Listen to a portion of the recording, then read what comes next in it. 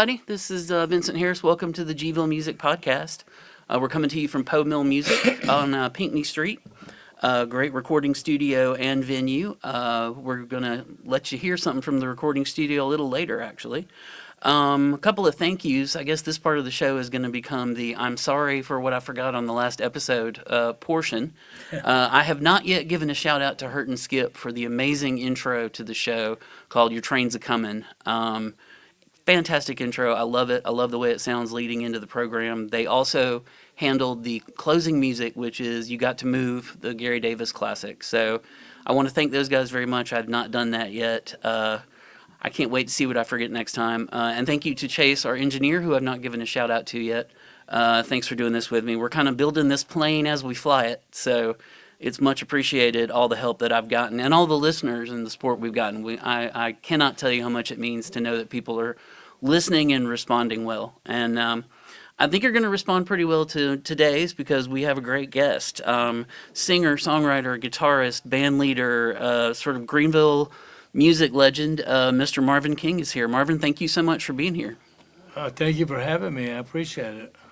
Now, Marvin, not to give you guys too much of a window into the way we make the sausage, but Marvin has played a song already that you'll be hearing later in the show, because I don't want to give you the great stuff till the end, so you'll listen all the way through.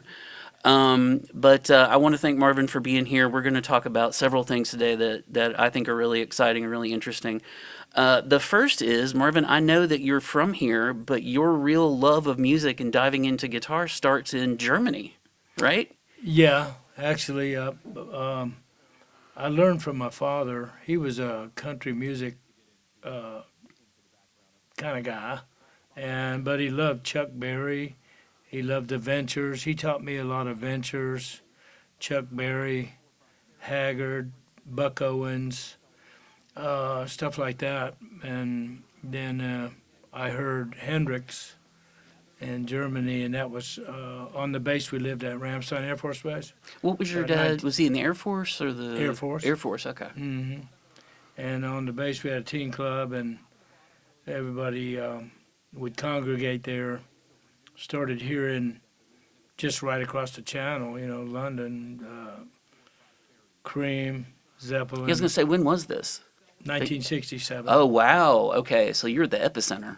Yeah. Yeah, Europe in the late 60s. Yeah, that's Yep. crazy. Yeah, so on our jukebox there in the teen club, we had Communication Breakdown, Sunshine of Your Love, Purple Haze, Foxy Lady.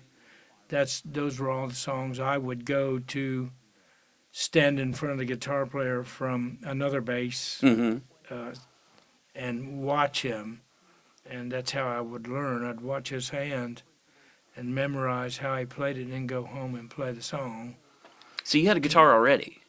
I had a Framus, Framus, is a German guitar. Okay. Looks like a 335, but that was my first guitar. And, of course, my dad was teaching me up until then, Ventures and stuff like that. But then when I heard Hendrix, that's what I wanted to do. Right. Was it a specific song with Hendrix, or was it just the overall sound and the feel of what he was doing? Yeah, that's a good question. I guess Purple Haze was the first one. Yeah. That was just, he'd already had a big hit with Hey Joe in the UK, but I didn't hear that. The first thing I heard, I think, was Purple Haze. So how long do you think it took you to get to where you thought, okay, I can do this, I can play this guitar, and maybe that you wanted to do it professionally? Well, I actually played the Airmen's Club on the bass called the Black Cat Lounge. Okay, so early. That was 1960, end of 68 probably, before we moved here in 69.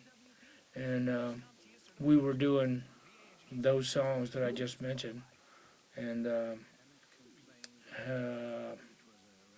when we moved here, it was like a time warp. It was that kind of going back in time, Yeah. Because it hadn't caught hold here yet. Mm-hmm. And in fact, people here were probably suspicious of it still at the time. Yeah, they had WQOK was a radio station. They were playing and like good music, but nonetheless more like bubblegum, like Hmm. top 40 bubblegum.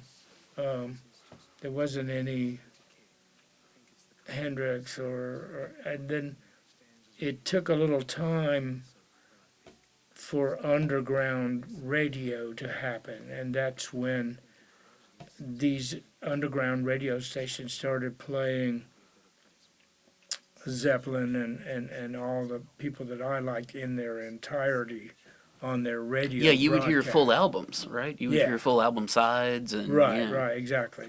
And so it was a culture shock when I moved here. Everybody wanted to, I don't know, I mean, not necessarily fight, but hassle me, every day.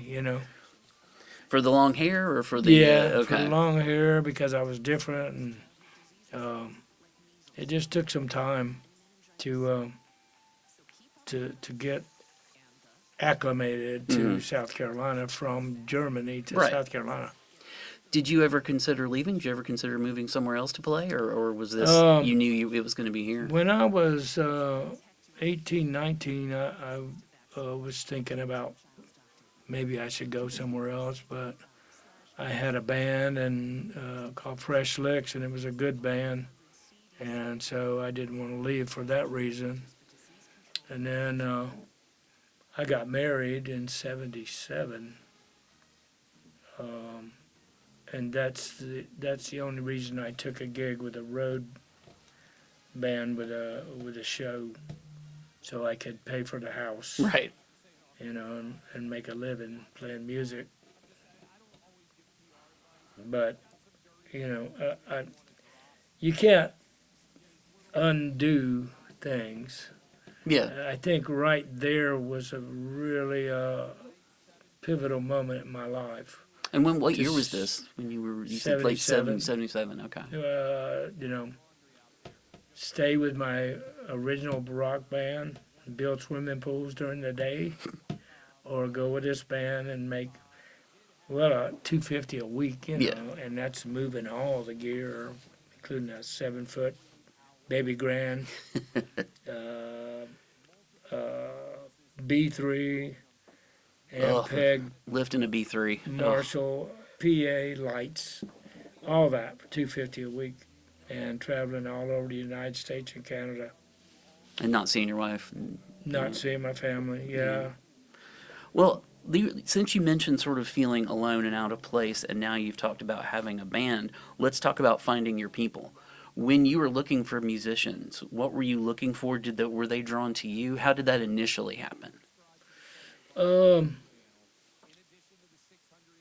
I started meeting kids in Carolina high schools where I went to school, and there was just slowly but surely some freaks popping up that were, like me, like-minded, and we had little bands, and it grew out of that kind of nucleus to me and Roger Blair, the lead singer, met some guys from Wade Hampton High School, Jimmy Westmoreland, Marshall Whaley, and Richard Robbins, and that was the first Fresh Licks band, and we were doing Wishbone Ash and Allman Brothers before the Allman Brothers made it, because Hmm. we were doing harmony guitar stuff, plus all our originals. It was really a great band. Where does songwriting come in for you? When did that start? Was it right away? Well, I wrote some stuff back then, but I didn't really know that I could write songs. I didn't know the whole aspect of how you go about it. And then um, I've got one record.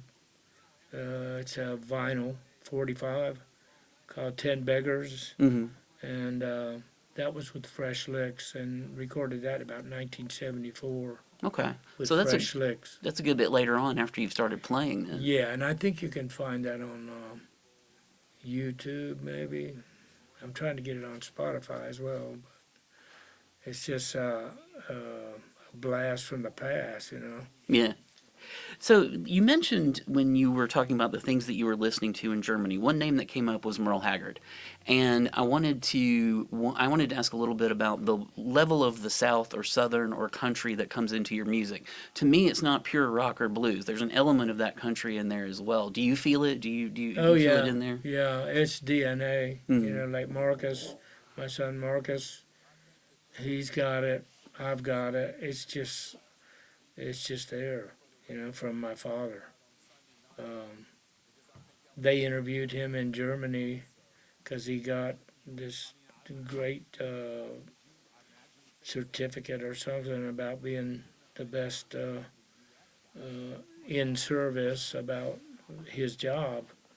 And they interviewed him on TV, and they said, "Do you have anything else you'd like to say, Sergeant King?"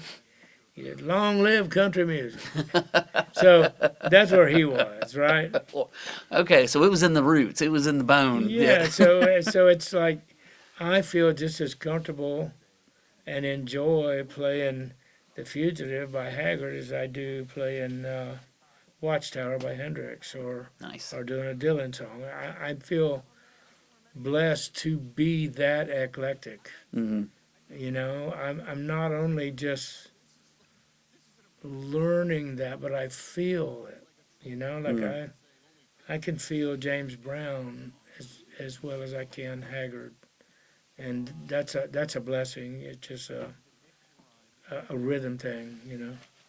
It's interesting that you would talk about that because you guys in the studio were communicating literally through songs and musicians. You mentioned to the drummer, it needs to lope, like Love in an Elevator by Aerosmith. And then there was another point where you mentioned this needs to feel like The Doors, Riders on the Storm.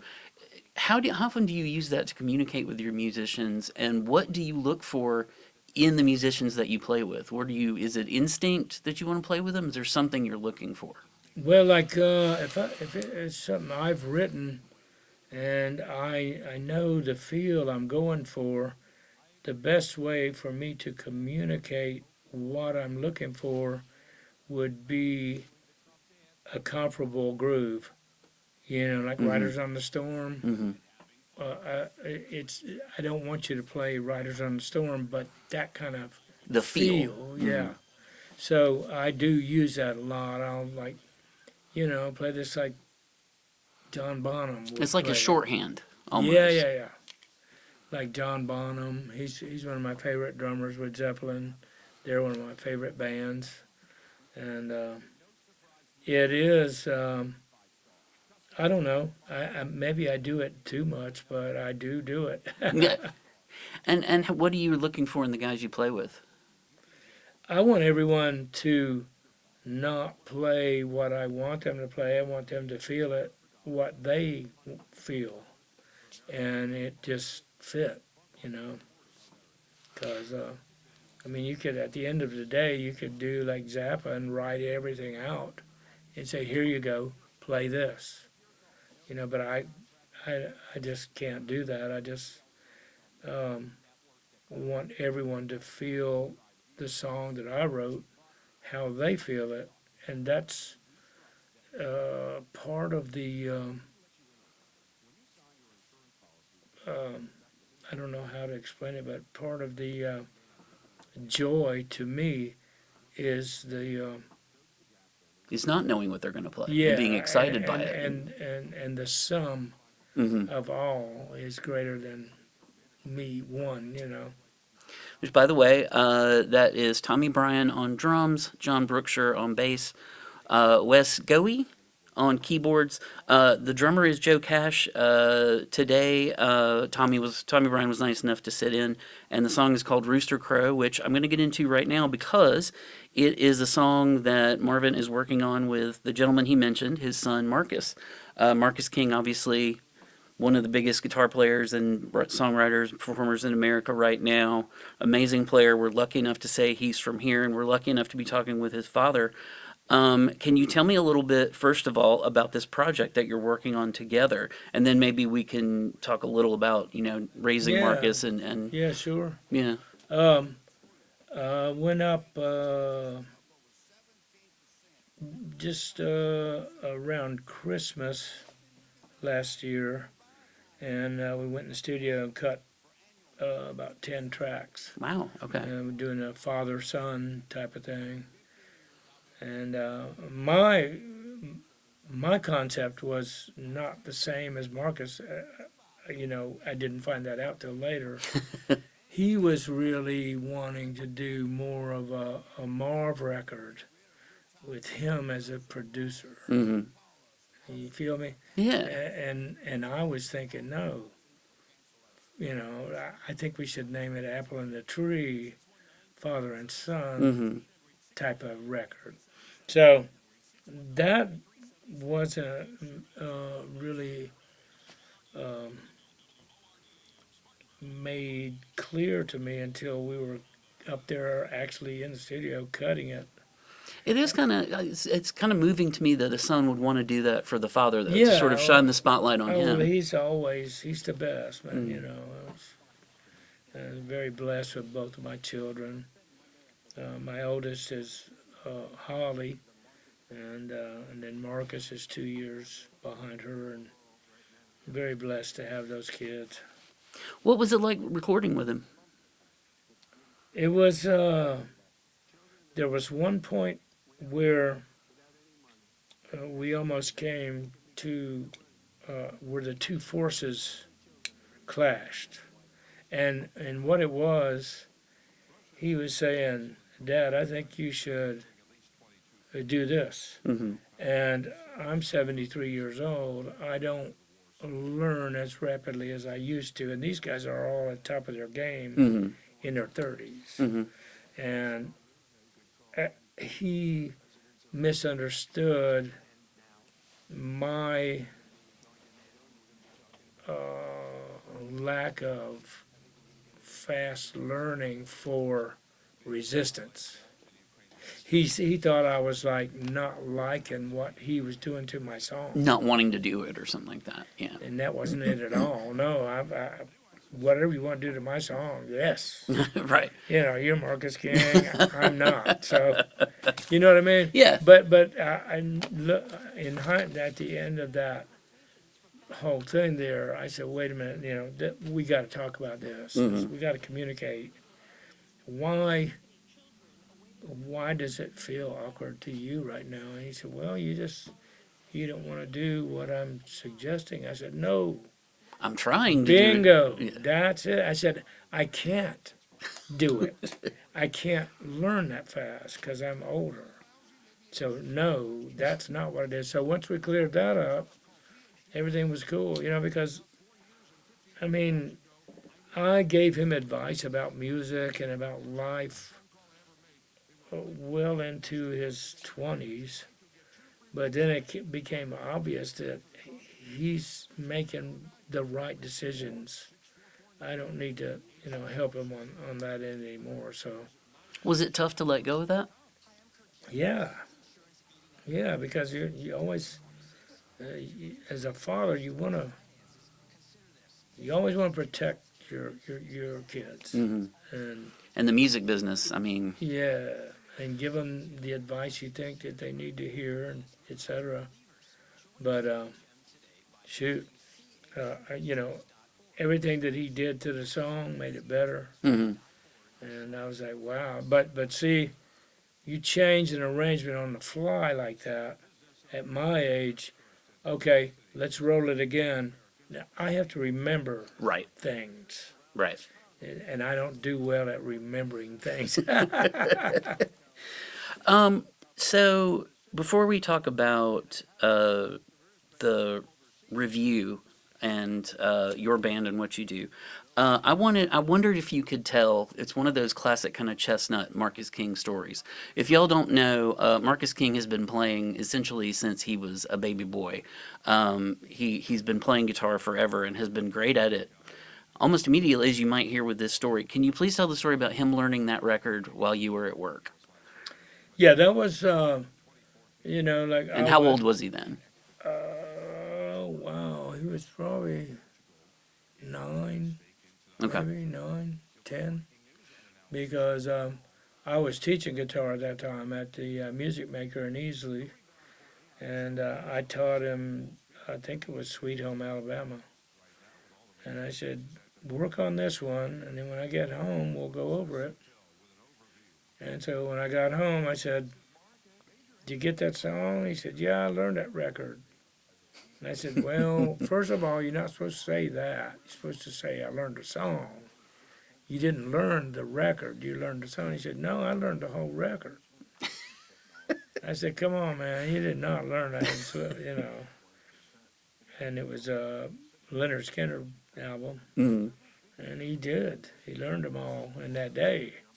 Wow. And I was like, whoa, what's going on here? Yeah. So that's a true story. And from then on, obviously, you, as you said, you guided him to the point where he was able to do it himself. When do you think the project's going to come out? But with the collaboration Well, between that's you a and him. good question Okay. because his time is so. He's the hardest working man in show business. That kid is on the road as we speak, and he stays on the road. And then when he does get home, he's doing one interview after another, or this or that in Nashville, or a session, or a this or a that. So it's anybody's guess when this could see the light of day. But we got a lot of tracks in the can done, so Okay. that's good. So the Marvin King review plays around here. Tell me about the band and what you prefer to play, other than your originals, obviously. What do you like to play? I'm really into blues. You know, like I like blues roots music. I didn't realize that in Germany, all the bands I gravitated to, Zeppelin, Hendrix, Cream, all of that, they were blues roots. And I had never heard blues in my life at all. Mm. I didn't know about Freddie King, Wow. Albert King, B.B. King. I didn't know. No one ever turned me on to it till I moved here. Wow, so that wasn't part of that wave of music in Germany that you No, started. Okay, wow, all right. Rudy Wyatt, we put a band together, and he was like my mentor. He had already been to L.A., and he was a great guitar player, and I just sponged off of him everything I could learn. Mm-hmm. And he had a house up in Travelers Rest, and had like this room uh, full of albums, Wow. old blues records. And he said, well, you know Hideaway. And I said, I don't know what you're talking about. And he'd play Hideaway by Freddie King, which everyone knew Mm. it, but me, you know. So you got to add the blues into a rock foundation, and usually people do it the other way around. Exactly, Okay. exactly. I'm a rock player that can play blues, Okay. basically. Okay. And then like my friend Austin Brazier with Mac Arnold, Mm-hmm. he's a blues player. Yes, he is. I mean, he's just, One of the best. yes. And I think he's one of the best, and I always tell him that, you know, he's a blues player, and I'm a rock player that can play some blues. And that's okay, because everyone has to do something, Yeah. you know. Before we get to the performance, and I want to thank Marvin again for his time, you've been in this music scene long enough that I feel like I can ask you, what do you think the state of it is right now? What are you seeing? In a weird kind of way, I feel like it's coming back around to where it should be. Mm-hmm. Um, it's kind of like when disco uh, took over the world, you know. I mean, Stevie Ray single-handedly brought blues back into the forefront of radio music, because when Pride and Joy came out, it was like, well, what's that? You know, from Donna Summer to Stevie Ray, Right. it's a big That's jump. a big jump, yeah. So, you know, and I feel like now Nashville country music and rock, there's a fusion going on, almost like Jeff Beck back in Blow by Blow days, you know, where country's getting more like Southern rock. Mm-hmm. And that's a good thing. Like, Marcus never gave in and let them pigeonhole him as country because he's true to himself. He's an artist. Each of his albums has been different from the previous album. Yeah, he's an artist, and he doesn't want to be pigeonholed. Mm-hmm. And like, obviously, there's a lot more money to be made if you can accept that, and you're more marketable. I got this country guy that can really play and sing. Here you go, put him on country radio. Serve him right up. Yeah. Watch him go. But he's kind of on the fringe. Mm-hmm. Like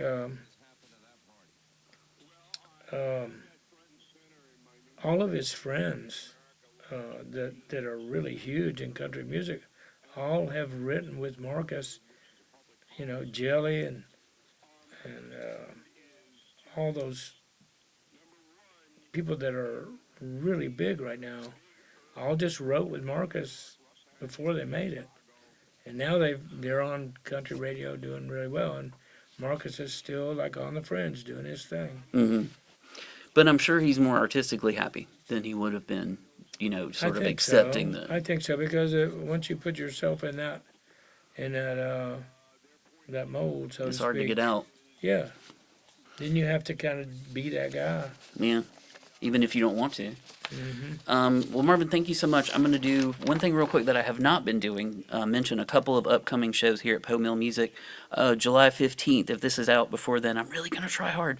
Brad Walker Trio Jazz, as part of the Wheel Sessions, a really great ongoing jazz concert series we have here. July 19th, the OG Alliance, precious little hip-hop, soul, neo-soul, that kind of thing. Being played live around here. That's what this is. The OG Alliance presents The Transmission. We also have the Medicine Show concert series on the 22nd, and the Reedy River String Band on the 24th, which you have not seen these guys, you need to see them. Incredible bluegrass group.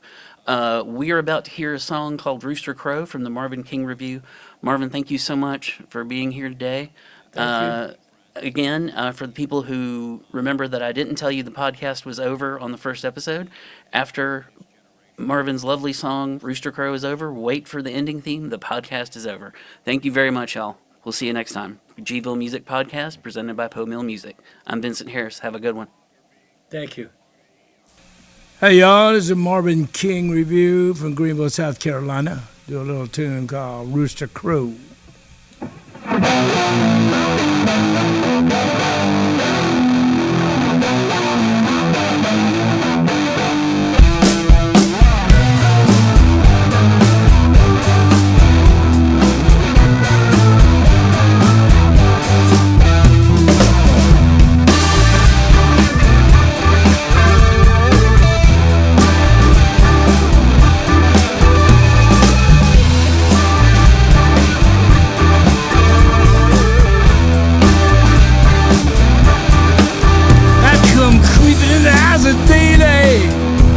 My shoe behind the door.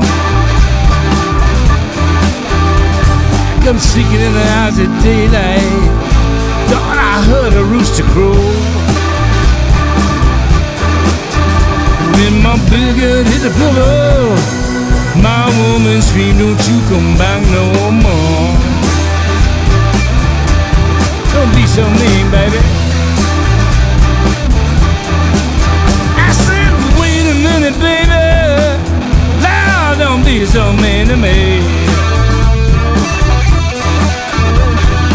Wait a minute, baby, now don't be so mean to me. If you let me speak my piece, my innocence will be so plain to see.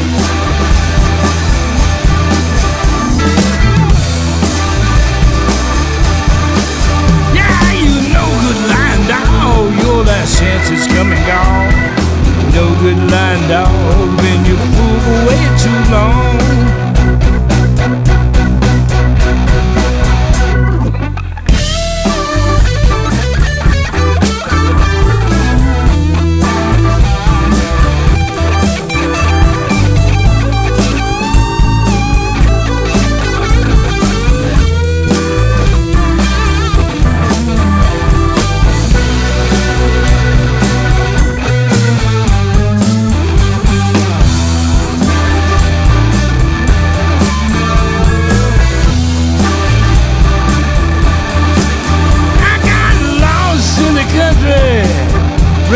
out of gas and lost my key. I got lost in the country, ran out of gas and lost my key. That's when I had 3 flat tires. No one was gonna come and rescue me. Still got my guitar though.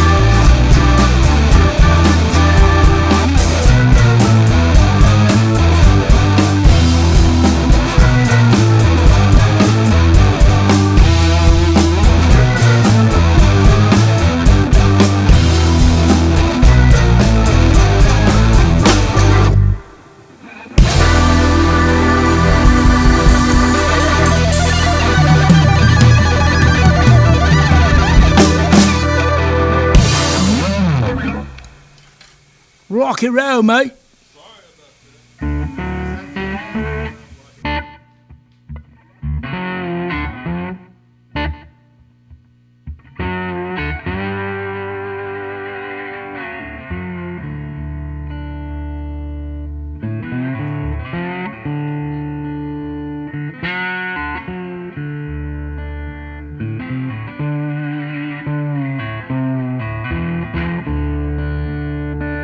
You got to move, you got to move, you got to move, child, you got to move. But when the Lord gets ready